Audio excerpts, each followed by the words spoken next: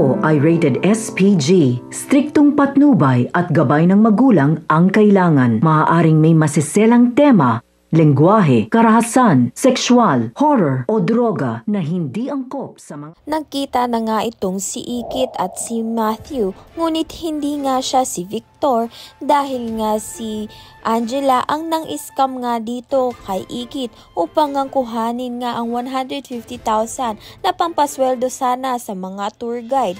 Kaya naman nga't kailangan ni si Angela nga ang malagot nga at makulong dahil nga siya nga ang nang-scam dito kay Ikit, hindi nga itong si Matthew. Ayan nga ang dapat malaman ni Ikit bago siya bumalik ng Pilipinas dahil may balak na nga itong si Matthew na ipa-deport na nga itong si Ikit sa Pilipinas dahil hindi nga gusto ni Matthew ang sinisisi nga nito ni Ikit sa kanya dahil hindi naman niya nga yun ginawa. Ngunit dahil magaan na nga ang loob nga nito ni Mayumi dito nga kay Ikit ay pipigilan niya nga itong si Matthew dahil nga ay may pangarap pa rin nga itong si Ikit na dapat nga niyang tuparin at alam na nga ni Mayumi na wala na nga siya ang ina na dapat nga ay gagabay sa kanya. Sa kabilang banda naman nga matatapos na nga ang planong resort project nga nito ni Rika dahil hindi na nga ito matutuloy.